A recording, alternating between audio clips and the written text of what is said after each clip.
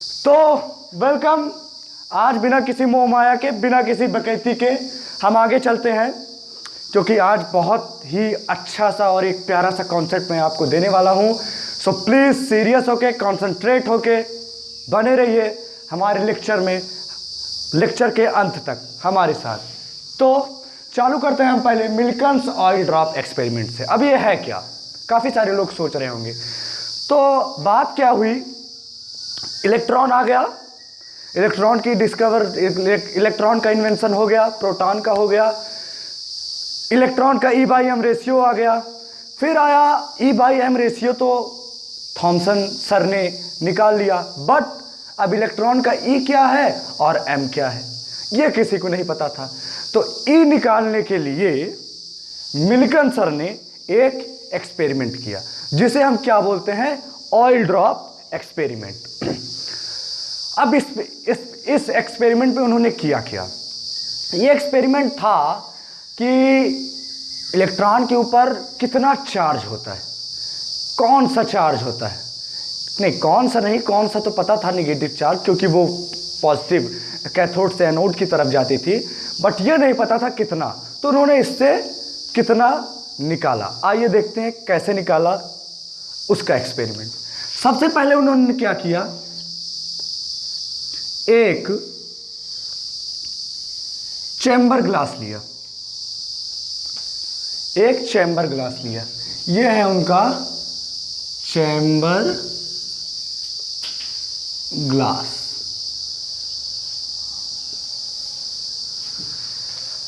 उन्होंने इसको लिया, फिर इसमें क्या किया, यहां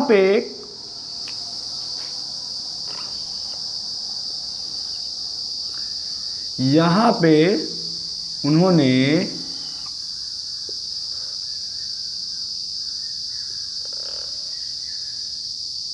एक स्प्रे लगाया और स्प्रे के साथ इसमें ऑयल रखा। क्यों, इसको ऐसे, आजकल सैनिटाइजर तो यूज ही हो रहा है, उसी की मेथड से ऐसे किया जाएगा। तो यहां पे क्या, ये ऑयल ड्रॉप्स स्प्रेड हो जाएंगे, फैल जाएंगे। फिर उन्होंने क्या किया, यहां पे एक प्लेट लगाई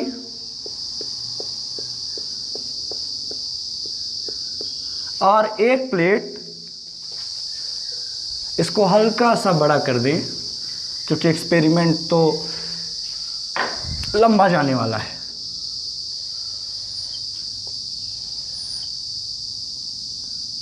ये आया अपना, हमने चैम्बर को लंबा कर दिया। तो यहां पे उन्होंने एक प्लेट लगाया, इस प्लेट का चार्ज उन्होंने पॉजिटिव रखा और दूसरी प्लेट उन्होंने यहां लगाई, इस प्लेट का चार्ज उन्होंने नेगेटिव रखा। सबसे पहले क्या किया, एक चैम्बर ग्लास लिया, चैम्बर ग्लास में उन्होंने स्प्रे टाइप ऑयल लगाया, जिससे कि स्प्रे किया जाए तो यहाँ पे क्या आ जाएगा, ऑयल आ जाएगा। फिर उन्होंने क्या किया, दो प्लेट्स लगाई, एक प्लेट को, ऊपर वाली प्लेट को पॉजिटिव किया और नीचे वाली प्लेट को निगेटिव कर दिया। इतना काम उन्होंने कर दिया। फिर क्या किया, उन्होंने इस प्लेट में एक ऐसा होल कर दिया। अब ये होल उन्होंने इतना बड़ा किया कि मैक्सिमम एक ऑयल ड्रॉप ही इसके नीचे आ पाए, इतना बड़ा होल किया। फिर उन्होंने क्या किया, यहां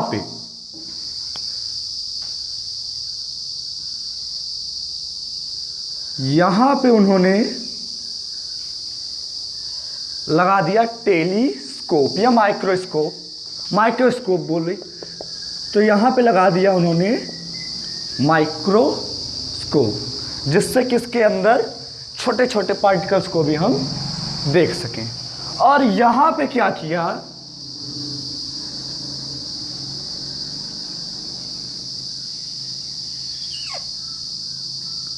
यहां पे उन्होंने जगह बनाई जहां से ये एक्स रेज को यहां पे भेज सके। इतना काम किया उन्होंने। क्या क्या किया? सबसे पहले उन्होंने चैम्बर लिया, चैम्बर ग्लास लिया। चैम्बर ग्लास में एक स्प्रे टाइप, स्प्रे की तरह समझ लो सैनिटाइजर लगाया, लेकिन सैनिटाइजर में अंदर अल्कोहल और सैनिटाइजर की जगह उन्होंने ऑयल रखा। फिर प्लेट लगाई दो, एक प्लेट को पॉजिटिव, दूसरे प्लेट को निगेटिव रखा। माइक्रोस्कोप लगाया जिससे इसके अंदर की चीज़ों, छोटी छोटी चीज़ों को वो देख सके। फिर एक्सरेज को भेजने की यहाँ पे जगह बनाया। अब क्या किया उन्होंने? यहाँ पे इसको प्रेस किया। जब प्रेस किया तो यहाँ पे ऑयल ड्रॉप्स आ गए। ऑयल ड्रॉप्स यहाँ पे फैल गए। अब क्या था? ऑयल ड्रॉप्स क्या होते हैं? लिक्विड। ये क्या करेंगे? कुछ ना कुछ तो मोशन करेंगे, कहीं भागेंगे। चारों तरफ से ये बंद। होल कहाँ मिला? ये तो, और ये होल था कितना कि इसमें से एक ड्रॉप ही आ सके। तो यहां से बहुत ही प्रेम के साथ एक ड्रॉप आ गया इस प्लेट के अंदर, यहां इस चैम्बर के सेकंड पार्ट में। इतना काम हुआ। अब उन्होंने यहां से देखा, हाँ आ गया, ड्रॉप आ गया। फिर उन्होंने क्या किया? यहां से एक्सरेज दिया। यहां से क्या आई? सॉरी, एक्सरेज ऐसे आती हैं, तो उन्होंने एक्सरेज दिया। अब एक्सरेज दिया, एक्सरेज का क्या काम है? वो एक्सरेज आई।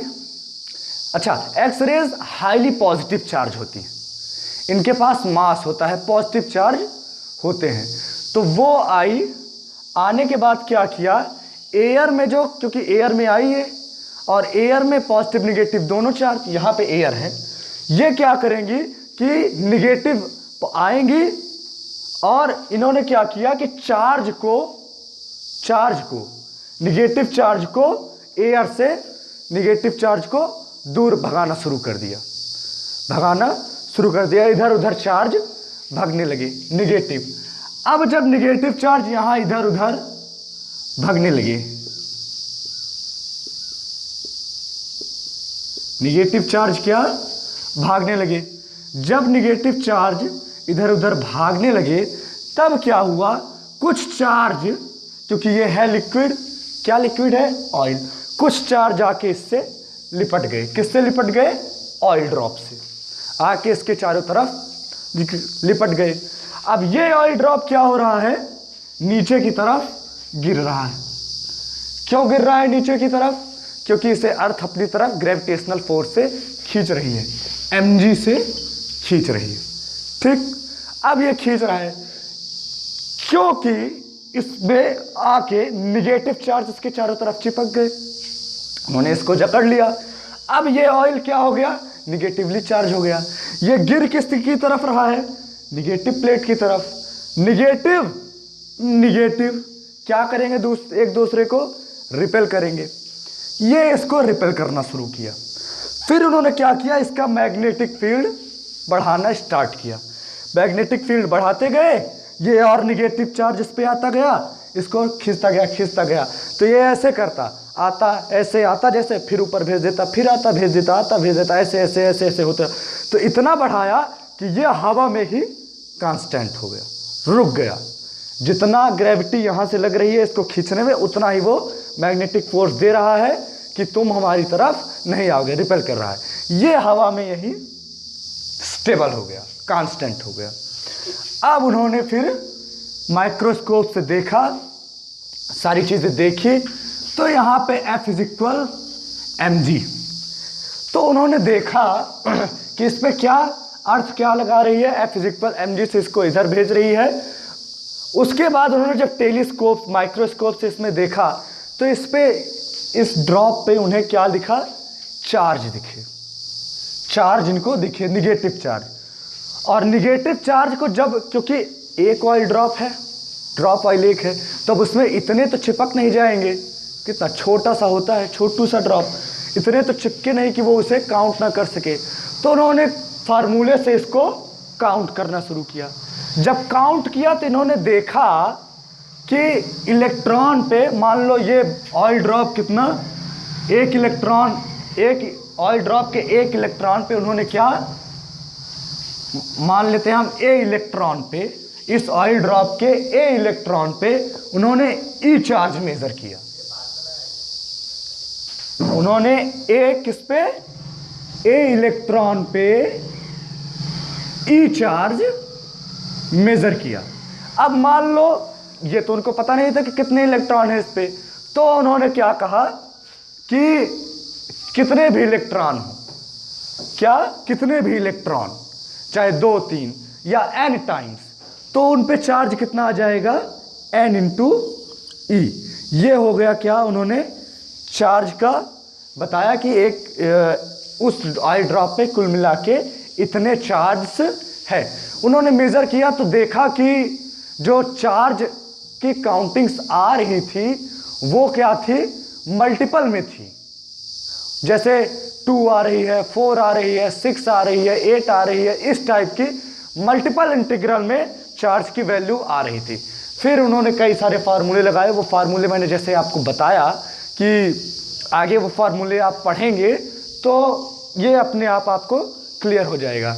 तो उन्होंने इस एक्सपेरिमेंट से मेज़र किया कि इलेक्ट्रॉन पे चार्ज होता है -1.6 इंटू 10⁻19 कूलॉम। ये आया इलेक्ट्रॉन का चार्ज इस एक्सपेरिमेंट से। ये इस फार्मूले से निकाले गए, 2-3 फार्मूले लगाए गए, वो फार्मूले आप 12th में पढ़ेंगे।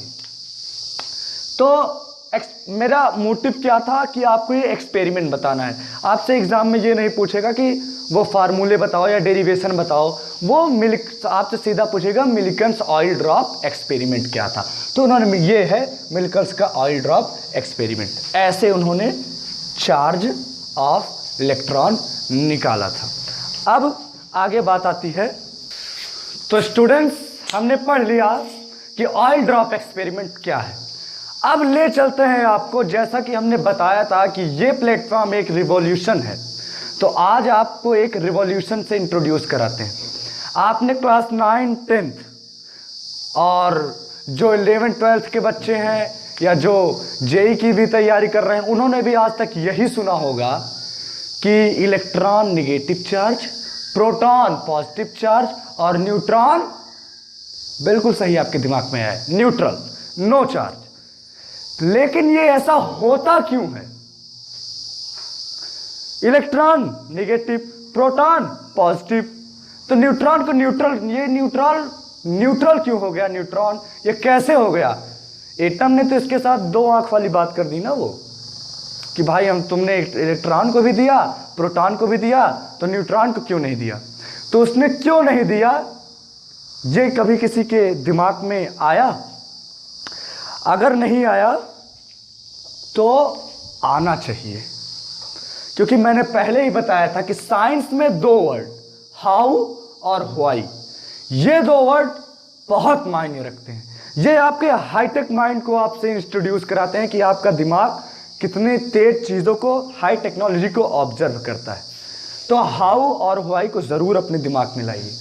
तो फिलहाल हम बताते हैं कि न्यूट्रॉन न्यूट्रल क्यों है और प्रोटॉन पॉजिटिव क्यों है। क्योंकि होते तो दोनों, हमने 9th में पढ़ा है कि दोनों होते न्यूक्लियस में ही हैं। अभी इस सेशन में, इस लेक्चर में, इस क्लास में हमने न्यूक्लियस की इन्वेंशन नहीं की, बट पिछली क्लास में इतना तो पढ़ चुके हैं ना 9th में कि न्यूक्लियस में न्यूट्रॉन और प्रोटॉन होते हैं। तो जब न्यूक्लियस में दोनों होते हैं तो प्रोटॉन के पास ही क्यों चार्ज है, न्यूट्रॉन के पास क्यों नहीं है? दोनों को इक्वल भी तो दिया जा सकता था। मान लो हीलियम का 2 नंबर है तो एक न्यूट्रॉन को दे सकते थे, एक इसको प्रोटॉन को, बट नहीं दिया गया। क्यों नहीं दिया गया? ये आज का सबसे बड़ा सवाल है। ये कॉन्सेप्ट हम समझते हैं। तो इस कॉन्सेप्ट को बताने के पहले हम आपको एक चीज़ बता दें कि ये थोड़ा सा आपको बाउंस करने की कोशिश करेगा, बट अगर आप इसे कैच करके रखोगे, मैं जितना ईजीएस्ट वे हो सकता हूँ उस ईजी वे में आपके सामने लाऊंगा, बट थोड़ा सा आप कॉन्सेंट्रेट कीजिए आई एम श्योर आपको समझ में आएगा।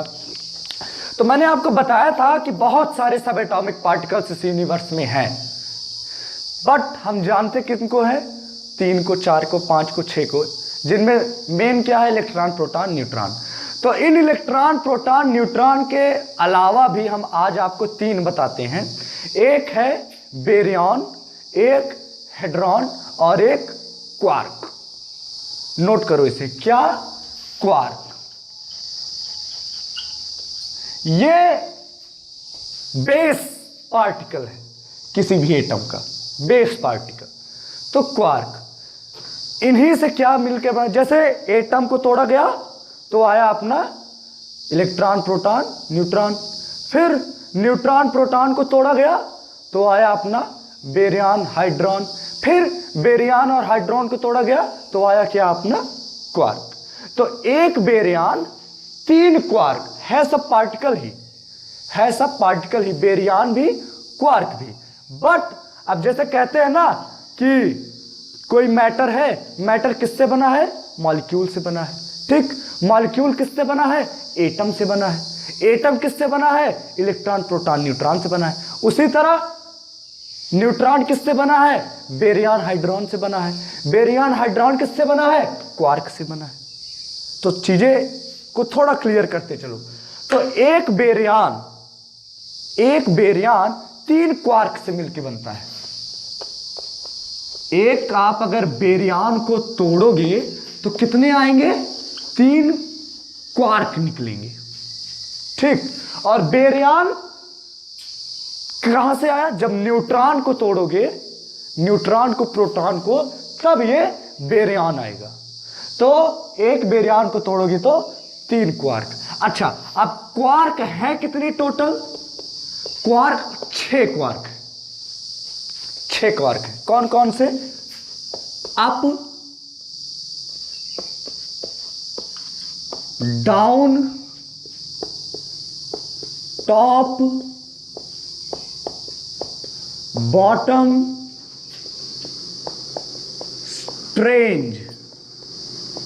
कितने हुए, 1 2 3 4 5, और एक होता है चार्म। ये अपने 6 क्वार्क हैं, ये अपने 6 क्वार्क हैं। Up, down, top, bottom, strange, charm, ये 6 क्वार्क हैं। अब इनमें से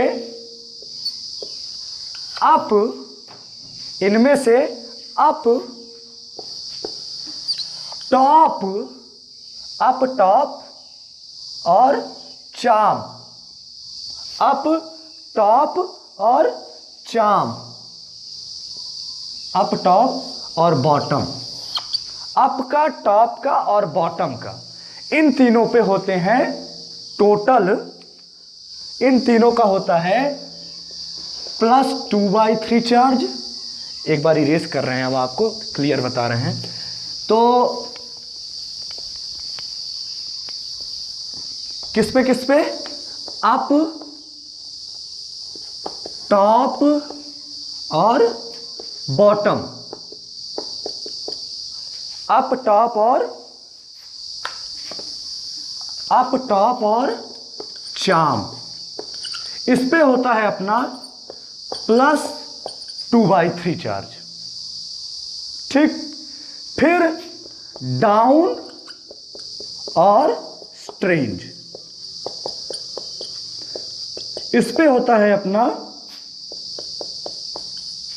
इस पे कितना होता है, -1/3 चार्ज। इसे ई से अगर हम करें, ठीक, तो ध्यान दो, अप पे, टॉप पे और चार्म पे कितना चार्ज होता है, 2/3, और डाउन और स्ट्रेंज पे -1/3।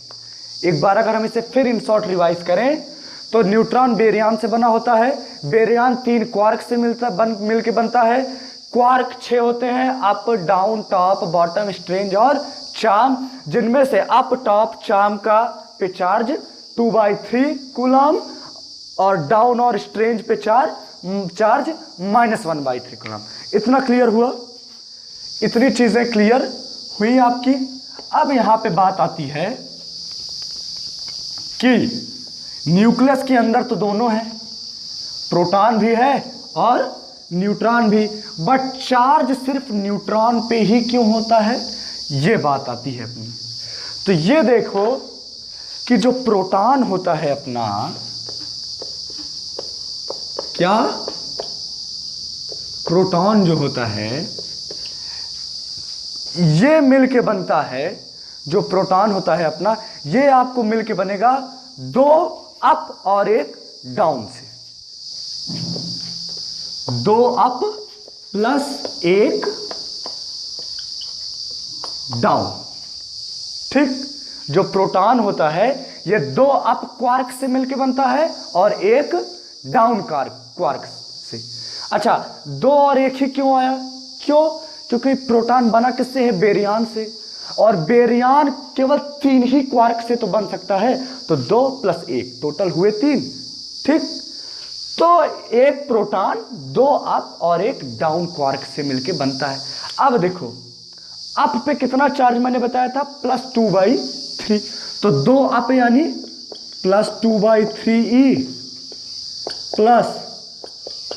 +2/3e प्लस डाउन पे कितना होता है, -1/3, ये हुआ। इसको टोटल कैलकुलेट करो, 2 2 4, 2 + 2 +4/3e -1/3e, ये आया 3/3e आ गया, +1 में यानी पॉजिटिव चार्ज आ गया। समझ में आया कि नहीं, समझ में, +1 आया यानी ये प्रोटॉन क्या हो गया, पॉजिटिव चार्ज है इस पे, इसको चार्ज मिल गया कि जब भी आएगा आपके ऊपर पॉजिटिव चार्ज आएगा।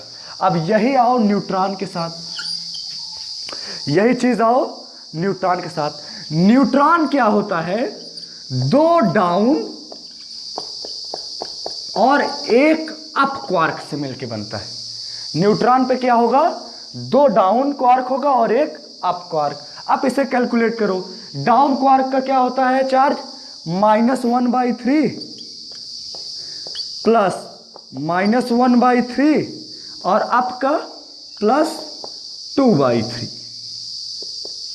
ठीक, इसे कैलकुलेट करो तो ये हुआ -2/3e +2/3e, कैंसल आउट आ गया 0, और 0 क्या होता है, न्यूट्रल। आई बात समझ में, इसलिए न्यूट्रॉन क्या होता है, न्यूट्रल होता है, और न्यूक्लियस के अंदर ही प्रोटॉन क्या होता है, पॉजिटिव चार्ज होता है, क्योंकि ये क्या, ये +1 आया और ये क्या आया, 0, तो 0 आया यानी 0 यानी शून्य, नगण्य, अंगा, इया, आड़ा, तो इसका मतलब कुछ नहीं, आपके ऊपर कोई चार्ज नहीं, और +1 यानी पॉजिटिव चार्ज। तो होप ये आपको समझ में आया, एक बार इसे देख लीजिए, नोट कर लीजिए। अब क्या हुआ कि अपना सब एटॉमिक पार्टिकल, मैंने आपको जो टॉपिक्स बताए थे कि हम इस चैप्टर में क्या कवर करने वाले हैं, उसमें का पहला क्या था अपना, सब एटॉमिक पार्टिकल, डिस्कवरी ऑफ सब एटॉमिक पार्टिकल्स, वो फिनिश हो गया।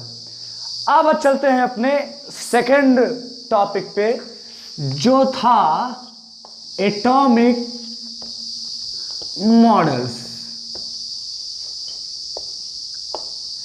भाई एटम की इन्वेंशन हो गई, एटम के पार्टिकल्स की इन्वेंशन हो गई कि एटम बना किससे है। अब बात ये आई कि ठीक है, एटम है, एटम के अंदर इलेक्ट्रॉन है, प्रोटॉन है, न्यूट्रॉन है, ये सारी चीजें हैं, बट ये है कैसा, कैसा है ये इन सारी चीज़ों की बात आने लगी कि ये इलेक्ट्रॉन कहाँ होंगे इसके अंदर, प्रोटॉन कहाँ होंगे, न्यूट्रॉन कहाँ है, और ये सारी चीज़ें, मतलब कि ये इसका शेप क्या है, ये वर्क कैसे करता है इसके अंदर, इन सब चीज़, ये सब बात में आने लगी। तो 1898 में जब ये सारी चीज़ें चल रही थी, तब 1898 में सर जे थॉमसन ने, जिन्होंने 1897 में इलेक्ट्रॉन का इन्वेंशन किया था, तो उन्होंने क्या किया, एक एटम का मॉडल दिया परमाणु की संरचना दी कि ऐसे मॉडल हो सकता है। अब वो था कैसा?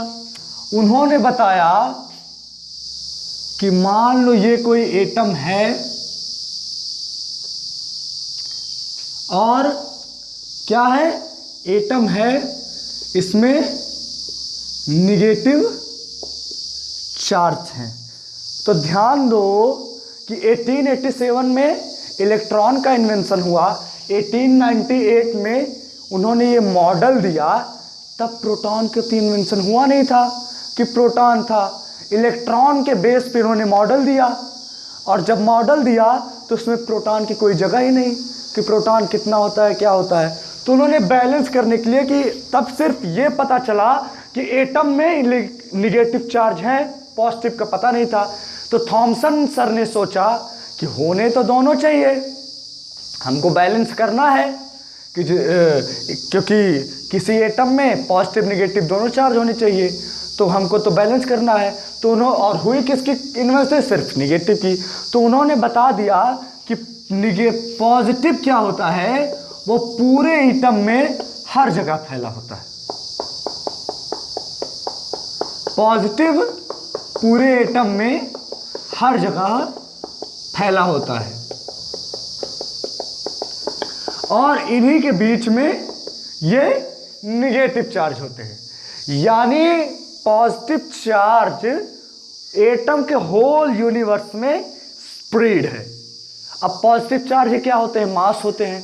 तो उनके हिसाब से, उनके अकॉर्डिंग, एटम का मास यानी पॉजिटिव चार्ज एटम के पूरे ऑल ओवर यूनिवर्स में एटम के स्प्रेड है। ये एटम का यूनिवर्स हो गया, तो स्प्रेड है, और इनके बीच में कहीं कहीं निगेटिव चार्ज है।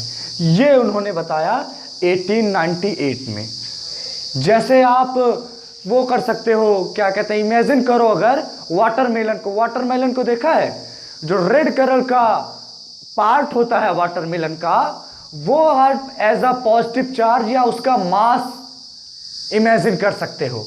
और जो उसके सीड्स होते हैं ब्लैक कलर के बीज, उन्हें आप as a electron negative charge imagine कर सकते हो।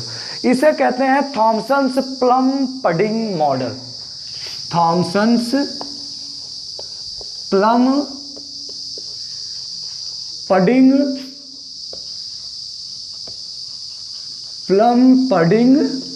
मॉडल। ये आया कब था? 1898 में ये उन्होंने दिया, जो कि बाद में गलत हो गया। तो इतनी चीजें उन्होंने की। अब आगे बात आती है कि ये पहला मॉडल। अब दूसरे मॉडल पे आए, तो दूसरे मॉडल में क्या हुआ था? अब दूसरे मॉडल आपको बताते हैं। तो थॉमसन सर ने अपना मॉडल दे दिया। अब बारी आती है दूसरे मॉडल की, जिसको दिया अर्नेस्ट। इसको नहीं बताएंगे, इसके पहले आपको एक जानकारी बताते हैं कि पहले थॉमसन सर जब ये सारी चीजें कर रहे थे, तब कुछ साइंटिस्ट उनके बाद वो किस पे काम कर रहे थे? रेडियो एक्टिव सब्सटेंसेस पे, रेडियोधर्मी पदार्थों पे, उस पे काम कर रहे थे। किस पे? रेडियो एक्टिव सब्सटेंसेस पे। कौन कौन? जैसे मैरी क्यूरी थे, अपने अर्नेस्ट रदरफोर्ड थे। तो ये साइंटिस्ट क्या, जब ये लोग एटम के मॉडल के पीछे भाग रहे थे, तब ये लोग उस टाइम पे क्या कर रहे थे? रेडियो एक्टिव सब्सटेंसेस के बारे में पढ़ाई कर रहे थे, एक्सपेरिमेंट कर रहे थे उस पे। यानी इसको बताने का मोटिव क्या है?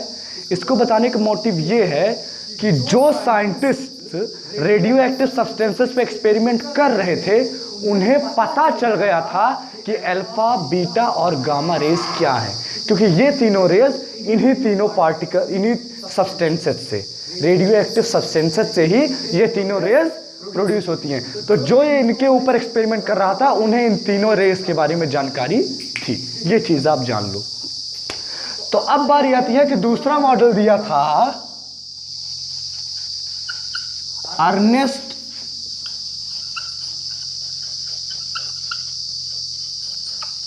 रदरफोर्ड थे। एक्चुअल में ये थे कौन? एक्चुअल में ये थे जे थॉमसन के स्टूडेंट। ये थे जे थॉमसन के स्टूडेंट थे। अब थॉमसन सर ने मॉडल दे दिया। थॉमसन सर ने मॉडल दे दिया। अच्छा, थॉमसन सर ने मॉडल दिया, उसकी डिमेरिट्स क्या थी, ड्रॉबैक्स क्या थे, उनका एरर क्या था? उनका एरर था कि इसके पहले उस पर डिस्कस कर लेते हैं थोड़ा सा। तो एरर्स ऑफ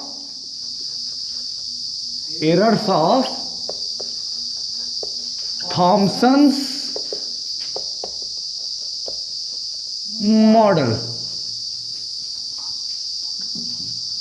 ठीक, एरर्स ऑफ थॉमसन्स मॉडल। तो उनका पहला एरर था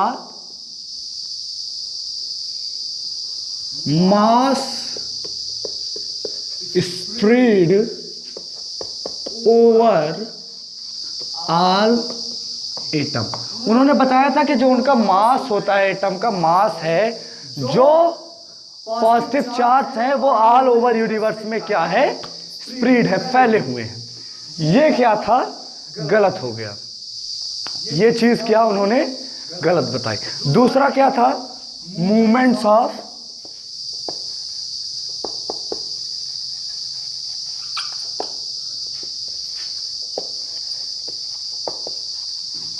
उन्होंने इलेक्ट्रॉन के मूवमेंट के बारे में तो कोई चर्चा ही नहीं की। उन्होंने ये कहा ही नहीं कि इलेक्ट्रॉन मूव करता है, नहीं करता है, स्टेबल है या नहीं है। उन्होंने इसके बारे में कोई चर्चा नहीं की। तो ये भी क्या था, एक अपवाद के रूप में आ गया। तीसरा क्या था, स्टेबिलिटी ऑफ एटम।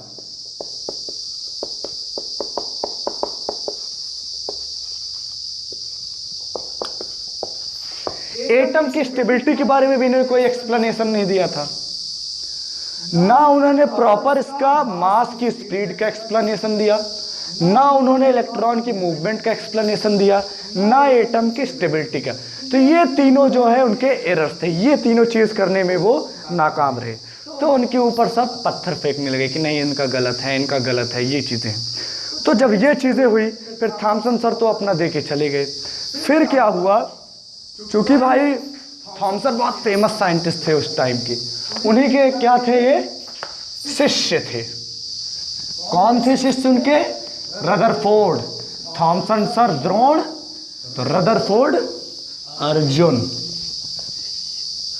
तो प्री टीचर थे उनके। कौन, थॉमसन। किनके, रदरफोर्ड के। तो एक्चुअल में ये पता है, मॉडल देने नहीं गए थे एटम का। एक्चुअली में ये मॉडल देने नहीं गए थे, ये थॉमसन के मॉडल को ट्रू प्रूव करने गए थे कि थॉमसन सर इतने बड़े साइंटिस्ट हैं, उन्होंने बोल दिया तो ये होगा ही। क्योंकि थॉमसन सर ने कोई प्रॉपर एक्सपेरिमेंट से वो मॉडल नहीं दिया था, सिर्फ थ्योरी दी थी, एक थियरी दी थी कि ऐसा हो सकता है। तो उन्होंने क्या, वो क्या, इसे प्रूव करने गए। और जब भैया प्रूव करने गए तो हो गया उल्टा। देखा वो ये तो पूरा गलत है। तो ये चीजें हुई। तो उन्होंने प्रूव करने के लिए क्या किया, उन्होंने एक रेडियो एक्टिव सब्सटेंस लिया और उसे ग्लास चैम्बर के अंदर बंद कर दिया। ग्लास चैम्बर के अंदर क्यों बंद किया, क्योंकि जो ये रेज होती हैं, रेज अल्फा बीटा गामा, ये ग्लास को नहीं क्रॉस कर सकती हैं, भेद नहीं सकती उसे।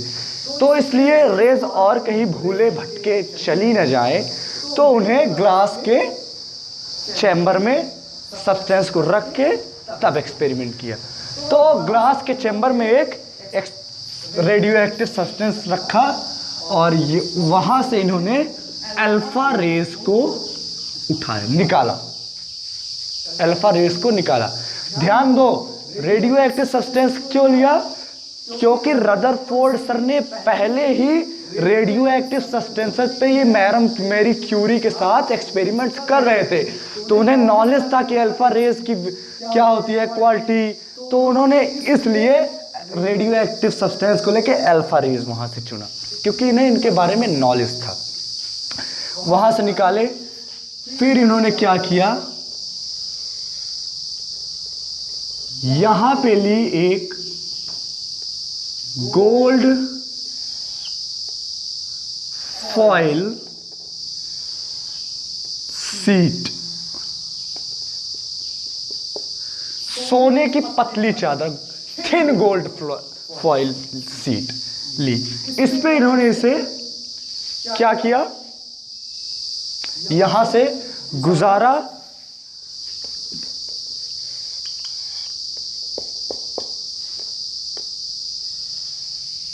ला के इस पे टक्कर मारी। ये सीट से निकली, आके एटम पे टक्कर खाई। कौन टक्कर खाया, रेज, ठीक। गोल्ड फॉइल आके एटम पे इसने टक्कर मारी। तो रदरफोर्ड ने क्या इमेजिन किया था कि अकॉर्डिंग टू थॉमसन होना क्या चाहिए कि ये रेज सीधा निकल जानी चाहिए बिना डेविएशन के। अच्छा, डेविएशन के क्यों बिना चली जानी चाहिए, क्योंकि आप तो सोचोगे कि उन्होंने बताया था कि मास होता है, पॉजिटिव चार्ज होता है, यानी उसमें वेट होगा तो रेस टक्कर खाएंगे तो कुछ डेविएशन होगा ही।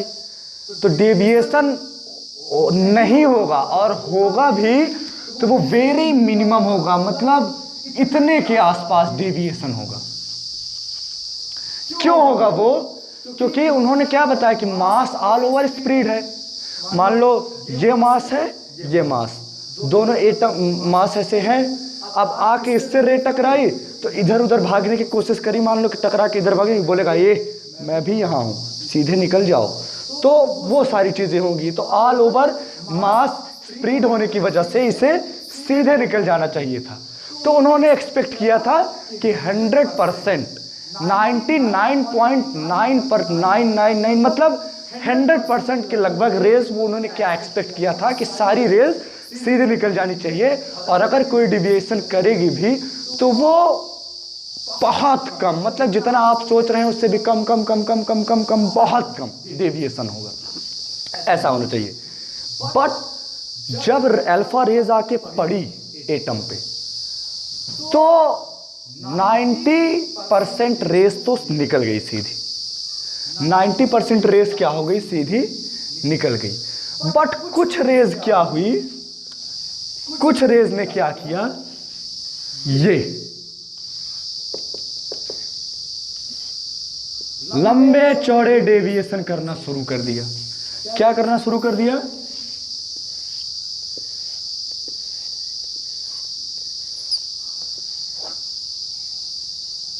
उन्होंने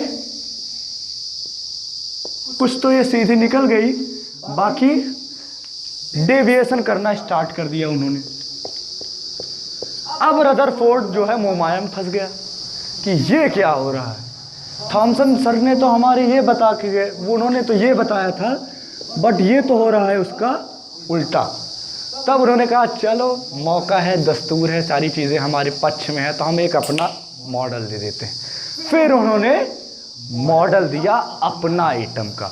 उन्होंने क्या बताया, उन्होंने बताया कि पहले तो हुआ क्या, उनके एक्सपेरिमेंट ये जानते हैं कि उन्होंने देखा कि कुछ रेस तो सीधे निकल जा रही हैं, कुछ इतना डेविएशन कर रही हैं कि उनका एंगल 90 डिग्री से छोटा है, कुछ इतना एंगल कर रही हैं कि उनका डेविएशन 90 डिग्री से बड़ा है, और लगभग 22,000 रेज में से एक रे ऐसी है जो यहाँ आ रही है और फिर अपना पाथ को रिट्रेस कर रही है, आ रही है उसे भेद नहीं पा रही, उसी में सीधे वापस।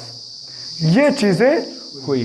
तब उन्होंने बताया, अपना मॉडल दिया, उन्हें बताया कि एटम का बहुत ज़्यादा पार्ट, मैक्सिमम 90% पार्ट क्या होता है, मैक्सिमम 90% नहीं 99% पार्ट एम्प्टी होता है। क्या होता है, एम्प्टी होता है। बट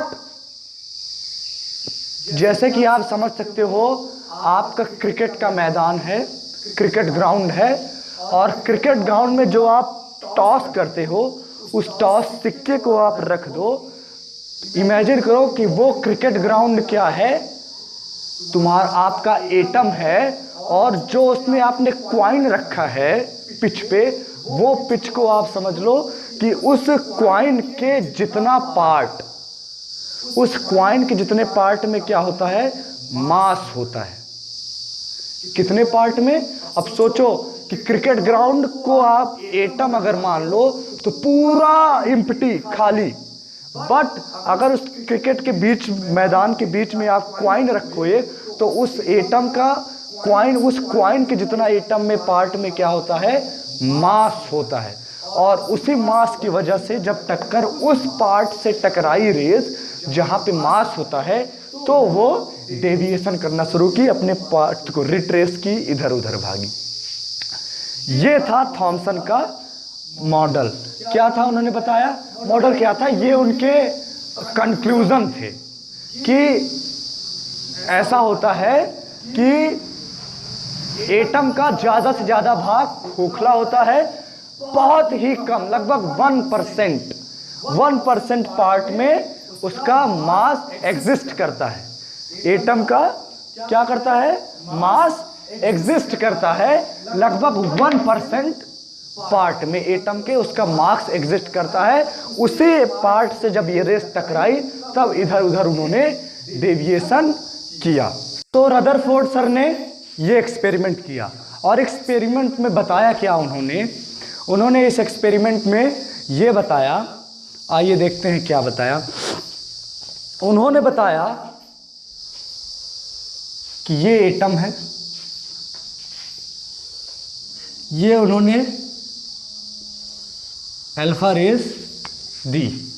अब कुछ अल्फा रेस क्या हुई, आई, टकराई और वापस लौट गई। कुछ आई, टकराई इधर, कुछ इधर, और कुछ सीधा निकल गई। तो उन्होंने बताया कि जो रेज ये सीधी निकल गई, जो रेज सीधी निकल गई, वो क्या, एटम के खाली पार्टों से टक्कर हो रही है उनकी, इसलिए वो उन्हें क्रॉस करके, भेद के चली गई आगे। जो इधर को डेविएशन कर रही हैं, वो पॉजिटिव चार्ज जो मास इधर उधर पॉजिटिव चार्ज वाले हैं, उनसे क्या टक्कर खाई, वो इधर उधर डेविएशन की।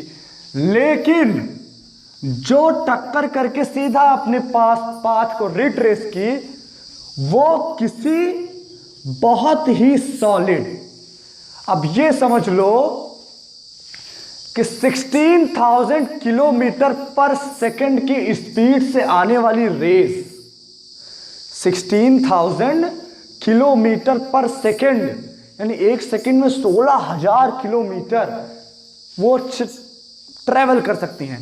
इतनी स्पीड से आने वाली रेस, और ये इसकी थिकनेस क्या थी, गोल्ड फॉइल की थिकनेस आप समझ सकते हो, जितना आप सोच रहे हो उससे भी कम थिकनेस।